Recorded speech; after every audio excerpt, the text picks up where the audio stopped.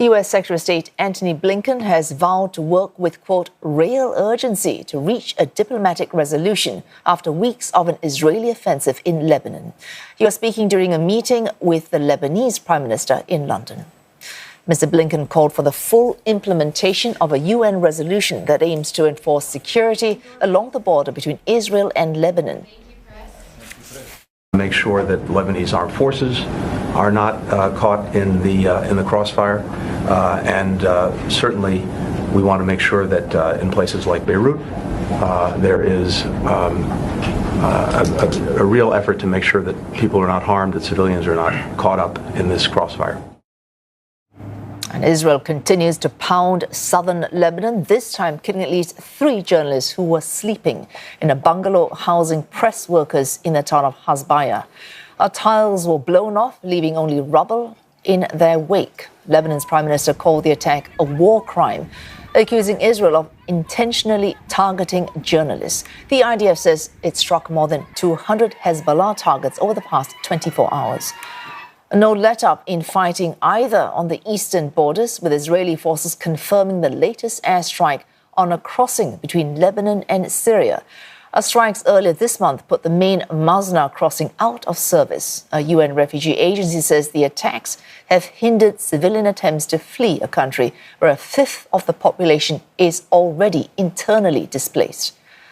Meanwhile, in Gaza, at least 38 Palestinians have been killed after the IDF struck residential structures in southern Khan Yunis. A carnage also in the north of the enclave, where hospitals in the town of Jabalia have been targeted in a weeks-long offensive. Gaza's health ministry says the death toll is approaching 43,000 as the war moves into its second year. And for more, Olly Barratt joins us live from London. Olly, in London, Antony Blinken did not call for an immediate ceasefire, despite saying there was real urgency in reaching a diplomatic resolution. So where are we on this ceasefire?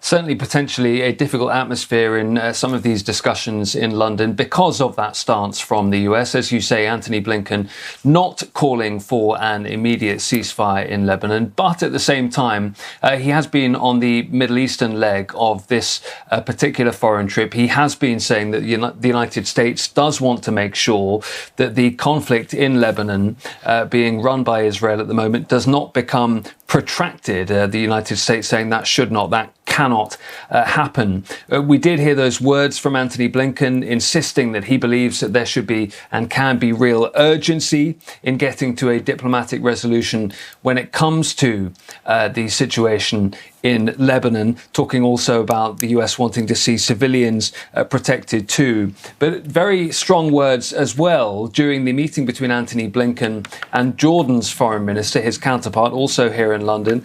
Jordan's foreign minister saying to Antony Blinken over the table here in the British capital, we do see ethnic cleansing taking place. He was referring to Israel's military operations in Gaza. Israel would absolutely deny that that is happening, or indeed that that is the operation that it is carrying out at the moment. But Jordan's foreign minister saying to Antony Blinken that has got to stop, and also warning that he believes that the Middle East is on the brink of a regional war. Now, one of the reasons that Jordan and the UAE are holding talks with Antony Blinken at foreign minister level here in London today is because the State Department sees them as key partners in a post-war plan for Gaza when we get to that point. But Antony Blinken again here in London reiterating that the US does want to see moves towards a potential ceasefire deal for Gaza between Israel and Hamas that would see the return of hostages taken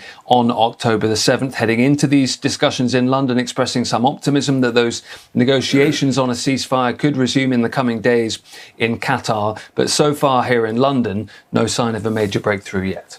Oh, thanks, Olly Barratt from London. A long way to go before we get to that day after Gaza.